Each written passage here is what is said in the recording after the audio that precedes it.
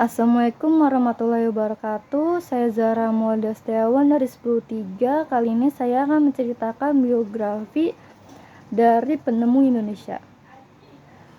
Penemu Indonesia yaitu Gotiksuan dengan nama asli Kajeng Raden Tumenggung Harjonagoro, lahir pada 11 Mei 1931 di Surakarta di Jawa Tengah. Dia lahir di keluarga keturunan Tionghoa Jawa yang terpandang. Ia tumbuh dalam lingkungan yang syarat dengan budaya. Kakek dan nenek dari pihak ibunya memiliki 3 perusahaan batik, dan sejak kecil Gotiksuan sudah mengenal dunia warna, motif, dan filosofi kain. Namun hasratnya tidak berhenti di batik saja. Sering waktunya ia tenggelam dalam dunia gamelan, tari, dan wayang. Ia belajar mendalami filsafat Jawa dan mulai menyerap makna di balik gerak dan suara, di balik motif dan warna. Awalnya Gotiksuan menempuh pendidikan di Fakultas Ekonomi Universitas Indonesia, tapi hatinya terus memanggil ke ranah budaya. Ia akhirnya pindah ke Fakultas Sastra Jawa, sebuah keputusan yang mengubah jalan hidupnya.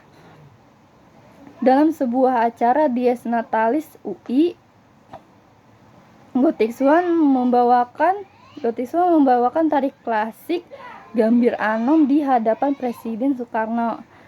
Penampilannya memukau sang proklamator. Dari pertemuan itu, Pak Soekarno meminta sesuatu yang istimewa kepadanya, yaitu menciptakan batik Indonesia. Sebuah tantangan besar dengan menyatukan filosofi, gaya, dan nilai dari berbagai daerah Nusantara dalam selembar kain. Lahirnya motif nunggak semi menjadi jawabannya. Nunggak berarti akar tua, semi berarti tumbuh kembali. Ini adalah simbol tentang kelahiran kembali sebagai identitas negara.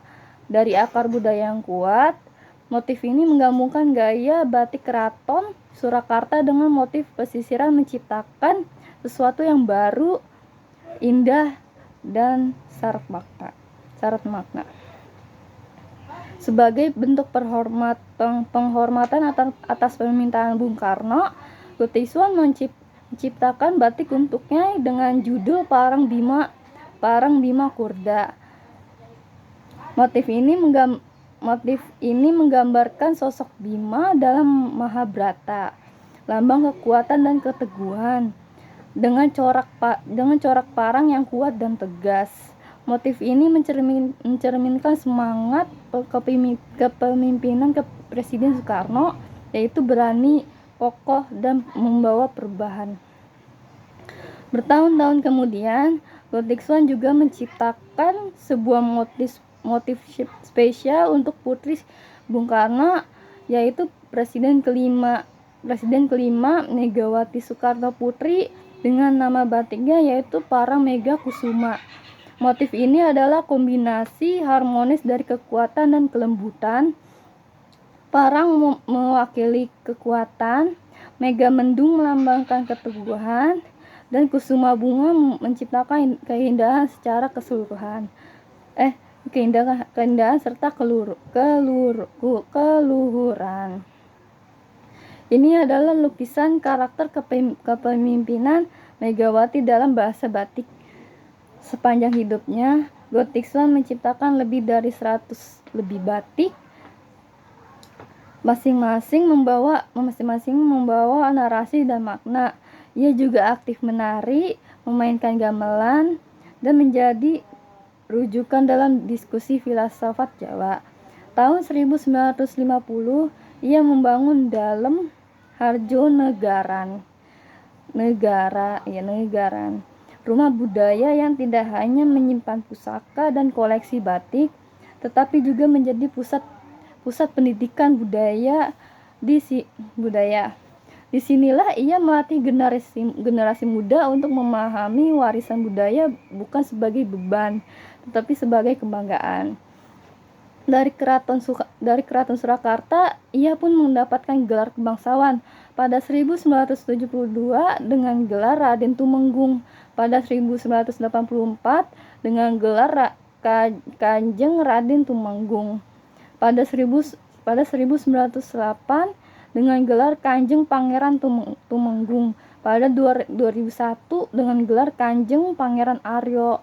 Dia juga dianugerahi Satya Lancana Kebudayaan dari Presiden Soekarno. Kutiksuan bukan sekedar maestro batik, ia adalah jembatan antara Tionghoa dan Jawa, antara masa lalu dan masa kini, antara seni dan nasionalisme. Ia wafat pada 5 November 2008. Dia wafat pada 5 November 2008 pada usianya 77 tahun. Namun namanya tetap harum, motif-motifnya masih dipakai, diajarkan dan dikagumi. Terima kasih.